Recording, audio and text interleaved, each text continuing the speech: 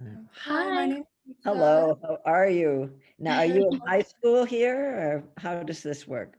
Yeah, I'm a senior at Monte Vista High School. Okay. I'm a senior at Monte Vista as well. Oh, okay. Very good. Because I live right next to San Ramon Valley High. Oh, really? Oh, it's a good school too. I know a lot of people that go there. I'm sure you Mm. do. Yes. Yeah, so we're seniors at Monte Vista, and we're part of the Danville Youth Council, and it's been a really amazing experience to be involved in the community, and so yeah, we've really enjoyed that. Great, Mm. great, great. It sounds like an interesting process. So is this related to school or what does the council do? Well, We a just lot of Go ahead. Oh no, you can go ahead. Okay, thank you. We do a lot of community events around Danville. So last year we did a book drive in the fall, but in the spring everything got canceled. But we were planning an amazing race event and an Earth Day event. But this year we're all virtual, so we have an art show planned. We have Zoom in with seniors. We are also writing letters for Santa for little kids. So that's a really cute project we're doing for Christmas. Yeah, that's Did I miss anything, Summit? No, I think you covered it all. all right. So what is it you'd like to ask me now that we have cleared up the confusion? Oh. So we were reading, or I was reading your bio, and I saw that you were a writer, and I thought that was so fascinating. I thought I loved your story, hearing about that, and so I was just wondering, like, what inspired you to become a writer? Oh, well, now we have to go back into the dark ages of my youth. I was born in Scotland, and I think I've always wanted to write almost as soon as I could pick up a writing implement, because in Scotland and Britain generally, there is something called Boxing Day. Boxing Day is the day after Christmas, and the idea behind it, it started basically in Victorian times. And the idea is it's the day after Christmas when you box up the leftovers for the poor. Okay. Well, one of the things that happened in my neighborhood was that parents made their children sit down and write all their thank you notes for the presents they received on Christmas Day. We all had to go to our respective, desks, and we all had to write these thank you notes. And most of the other kids were dragged to this process, kicking and screaming and objecting because they didn't want to write. And I thought, oh, goody, I get to write. So I think I've always wanted to write. And it's the trick is finding time to do it. So, but I can do that now. I'm a senior, retired. Oh, well, that's awesome. I know it sounds like such an amazing thing to be a part of, and just kind of a way to escape from a lot of things. So. Yes. You Especially don't with like the world, you make up your own. what is your favorite part about sorry, what's your favorite part about writing? That's hard for me to say. I mean, part of it is creating story, but I also, and have always all my life, written poetry. And that is, to me, much more about language and managing language. And one of the things I will also say about my childhood, when I was in school in Scotland, in my primary school, we we got grammar. We got taught grammar properly. We knew what a copulative verb was, a transitive verb was, what an intransitive verb was. We knew the difference between lay and lie. We knew these things. And I find it so frustrating in this country that young people are not taught grammar properly as a general rule. And then they get to wherever they're going and they find they have to write. And somebody suggests to them there's a problem with a sentence and they have no idea how to figure out what it is.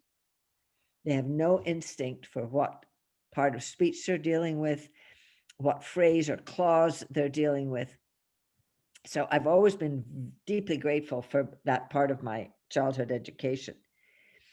And there's nothing more satisfying to me than to sit and manipulate language all afternoon And I think when you write a poem, you can spend, without difficulty, you can truly spend the entire day, an entire day, deciding on a sentence, deciding on a line, deciding on a word. And other people might find that excessively boring, but I just get wrapped up in it and the time whips away. And I find myself thinking, I wonder what happened to my day, because I certainly didn't clean my house. I sat here and manipulated a word for the entire afternoon. So, you know, I guess it's sort of a mix of story when I write prose and language when I write poetry. I would also say, though, that through most of my academic library career, we were required to do research and publication, and that meant, um, you know, conducting original research and writing it up and writing up reports, writing up articles for publication, writing up book chapters, things like that, in a very different kind of mode from creative writing as we think of it. I think it's a wonderful thing to enjoy writing so much because Summit and I are seniors right now, and we're doing a lot of college essays. And this whole process has really made me reflect on what it means to be a writer and what it means to express yourself in words. So I think it's a really fascinating thing that you're a writer. Well, it's interesting too, because my son, who is now, true confessions, 41, um, he went off to school at Carnegie Mellon University. And in the very first term he was there, I remember him saying to me on the phone, "We didn't write enough in school." And I think, I mean, here we are, you're a generation down from him. And I would suspect the same thing is still true, that you don't write enough in school.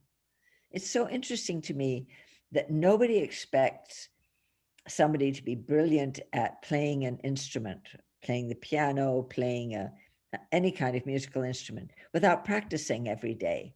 But somehow, because we use language every day when we talk to each other or whatever, there's sort of this assumption, well, if I need to write, I can just write.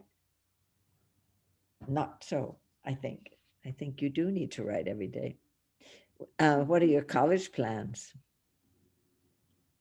Well, I've been applying to a whole bunch of colleges. I've applied to 8 so far, or yeah, 8 so far, and I plan to apply to maybe 2 more. But my I'm it's been a process getting all the different essays completed. I'm sure Lisa can say the same thing. Like it's just been a lot of work to get everything done, but it's really hopefully will be really rewarding coming up. So Do you know where you want to go, where you would really like to go? my dream school is Vanderbilt University Okay. in Nashville. Yeah, I've So been I've there. applied. You've been there? It's I've been in every state in the union, actually. Oh, really? Yeah, that's amazing. Um, so it's a great place, and so Yeah. that's my top school. So we'll see how that works out. But Just remember, it's hot there in summer and humid. oh yeah. Lisa, Lisa, what's your process been? Where's your dream college? Well, I've applied to 4 schools so far, but in total, I'm applying to 20, which is Oh, kind of a lot. But it's really been a reflective process writing the essays and looking back on how much I've grown throughout high school and where I was as a freshman versus where I am now. I'm planning to major in biology, and my dream school is Brown. Oh, very nice. That's a good one too. My niece went there. Oh, that's fascinating. Wow. Not for biology. She is actually a museum curator. So very different from biology. Yeah. I'm planning to major in public policy. So that's my Oh, so you have your work cut out for you. yes, Politics. Ugh. It's been challenging lately. Yes. yes, very much so. But it's I love learning about all that kind of stuff. So Great. Well, somebody's got to do it, and I'm glad it's not me. I don't have the temperament for it. No. So, do you have any grandkids or kids? Do you have well, yes, I have a son. He's 41, and my grandson will be 4 in February. And they live in San Francisco. My son and my daughter-in-law actually are tech people. My son has a PhD in computing science from Carnegie Mellon, and my daughter-in-law actually has a master's from Carnegie Mellon, although they didn't meet there. They met out here at some alumni event, whatever. And my daughter-in-law is actually from India. And Wow. so we have quite the international family. My son is surrounded by women who've come from somewhere else, you know. So it's quite something. So yes, but I don't get to see them very often. They're very busy people. And of course, the pandemic has not helped with that at all. So Well, I know you sound like you've traveled a lot of places. Mhm. What has been your favorite place you've traveled? Well, there's a difference between traveling somewhere and living somewhere. Hmm. Um, but I have to say, I think what I'm going to say is one of the places one of the things I've loved so much is my mother. My mother was an inveterate traveler, and our family was very scattered. My mother had a sister who lived in Kenya most of her adult life when she didn't spend time in living in Assam. So, you know, worlds apart. When we moved to North America, my father had to work through the summer, and my mother was working as well, but she got one of the things about her job, she was a social worker. And one of the things about her job is in Canada, 4 weeks vacation is the norm. It's not like the United States. And one of the requirements was that they take all of their vacation at the same time. And the theory behind that was so that they would be well away from their caseload and really do what it's supposed to be, recreate, you know, recreation. So my mother, who just loved to travel, my father was up in Toronto, we were living in Windsor, and my job was to get everything ready to pack the car. She would come home on a Friday after work, get home about 5:30, 5:45, go upstairs and change. I'd load up the car and we'd be gone. 4 weeks, we'd be gone. And then on the day before she was due to work, the Sunday before she was due to go back to work, we'd get home in time to do laundry and grocery shopping and, you know, get going. So we were literally gone 4 weeks every summer for 5 summers. And that, of course, is why I have been in every state in the Union, every province in Canada, every territory in Canada. And I later, later on, I went to Hawaii and I went to Alaska, but I did those later. Alaska was actually the last state I visited. But when we traveled, it was the 60s. And so we weren't on freeways. We were traveling roads. One summer, for example, in 1966, we drove the entire length of the infamous Route 66, the original one. Mm-hmm. And in many parts, it was a 2-lane road. That's all it was. So I got to see this country. And one of the things that worries me a little is we have people on the coasts, and they tend to look on the middle of the country as a vast wasteland. So if they want to be in New York, they get in a plane and then they're in New York. And if they want to get to the West Coast, they get in a plane in New York and they whip over. And we drove and we saw this country. And we went to things, whether it was the Painted Desert or the Black Hills of South Dakota or the Smoky Mountains or whatever it was, we would drive there and we would see the countryside.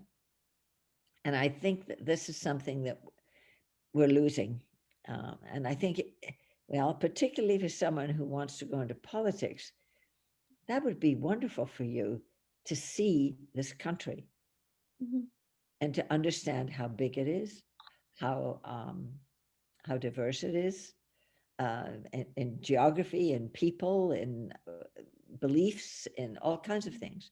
So I feel I had such a gift with that, and I enjoyed it when my mother and I traveled. I enjoyed it at the time very much, but the older I get, the more I value it. And I think how important it is to get in a car and go see this place. Um, Yes, that is amazing that were able to do like to see everything, and you really were able to see like all the different parts of the US, it sounds like. mhm. So that's awesome. And of course, as an academic librarian, I know most of the universities too. I mean, there'd be meetings or there'd be something else, or I automated libraries. One of the things I did was automate a couple of libraries, Hmm. computerize them. And indeed, at the time I went to Vanderbilt was to look at an automation system that they'd implemented there. Hmm. So, yes, I've been to Vanderbilt. Yes, I've been here. Yes, I've been there, So, yes, I know Brown. I know Vanderbilt. I know McAllister. I know Swarthmore. I know all kinds of them. So, um, yes, I'm very blessed in that regard. Yes, that's amazing. I So, read in your, oh, go ahead. oh, you can go ahead. Sorry, Lisa. Sorry. I read in your biography that you worked in a lot of libraries across Canada and the US. So, what would you say is the biggest difference between the education system there and here?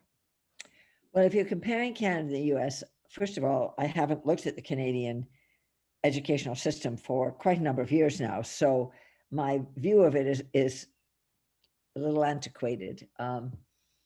But one of the things that was always interesting to me, you know, people tell you what they think is important, whether it's in business or it's in academia or anywhere else. But the way to find out what's really important to them is to see where they put their money. Where does the budget go? Right?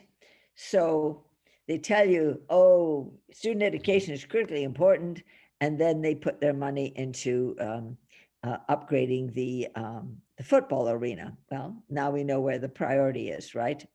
I mean, I realize that's an extreme example, but the reason I bring that up is because one of the things about Canadian life is that university professors and teachers at the university, high school, and elementary level are, at least for many years, were paid much more than the equivalent here in this country.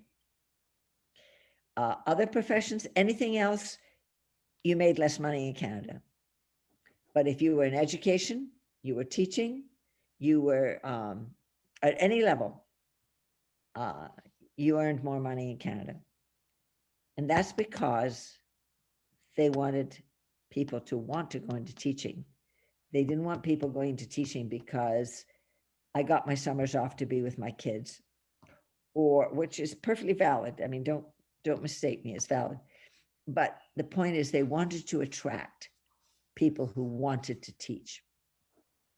And it told me when I got here and found out what salaries were over here, it told me that much as everybody touts education, they're not willing to put their money where their mouth is. And that tells me that they don't have enough priority on it. Um, and I see that in students sometimes too. It's the prom, it's the alumni homecoming, it's the football.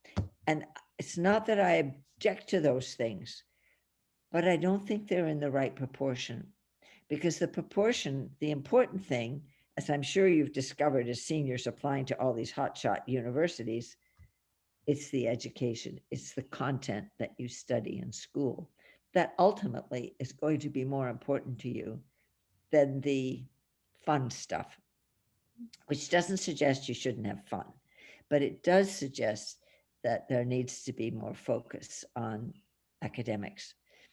And I think it's not too bad in Danville, Alamo, Walnut Creek area, but I know that in some parts of this country and some parts of the Bay Area, that's not where the kids are putting their emphasis. It's all about other things, and it worries me. Well, that's something to think about, Summit, for when you go into public policy. Mm-hmm. Yeah. First, rule number one, whether you're in science or whether you're in politics, where do they put their money? That's what's important. Yes. It is a bit of a cynical view, I admit, but I found that people sometimes, say one thing, but the money goes somewhere else. Mm-mm. Yes, it's a crazy the amount of money that's spent on sports in the US because everyone, it's like I guess it's the biggest money maker. That's So right. that's what, so Right. And the whole school day is oriented towards these teams where what have you got? Maybe 50 kids in the whole school are tied up with those big teams. mhm. And well, they don't want them practicing in the dark, or they don't, so you're starting school at whatever hour it is, 7:30, 8:30. Mhm. There's studies have shown, particularly with teenagers, you're much better off starting school around 10 o'clock in the morning. Mm. And of course, you need a longer school day too. Perhaps that doesn't appeal to you as much. but, I mean, but, I would love to go to school later. It would be nice. Me too. but I know that when I was in school in Scotland, even as a primary school, we went into school at 9 o'clock in the morning, and we had an hour lunch break. It kind of varied depending which class you were in. And then you were in school till 6. Oh, that's a long time. A very That's long right. day. The other thing that happened is you did not get an 11-week summer holiday. No way. You got 6 weeks. And at the end of one grade, you were given homework to do that you had to get done before you came back for the first day of the fall term. Mhm. And that still goes on, I know, because my friends' children do that. And the idea is that you're not regressing and forgetting what you learned the previous year. So that, because what happens here is you're out for 11 weeks, you've forgotten a whole bunch of stuff, and they have to spend the first half of the next year reminding you what you learned. In Canada, we were in school we started at 9 and we got out at 4:30, but we had a lot of homework every night. So, yeah. I don't think I'd be very popular if I went into the high school and started deciding how we're all going to function. Yeah. So one of my last question is, what accomplishment are you most proud of? Because it sounds like you've accomplished so much in your life and have had such a very adventurous life so far. So what has been your most Yeah, it's been kind of an interesting journey. I had a wonderful marriage, and I have a son of whom I can be proud. And I think in the end, yeah, I can write novels, I can write poetry, I can get publications, I can teach students, which I do value also. But what's important is the people part of your life. My husband, who, and he's been dead for 21 years now, so he's been gone a long time. But my husband, my son, the students I've helped, the students who sometimes, well, not so much anymore, that now that I'm not at the university and we're all locked down in a pandemic, but they'd come back and see me, or they would get in touch with me and ask for some help with something or whatever it is, even after they left my classes. And if you can make a difference in a person's life, even if it doesn't look as exotic or as important as some accomplishment of yours, the truth is, in the end, it's about making successes out of your human relations and making a difference in somebody else's life.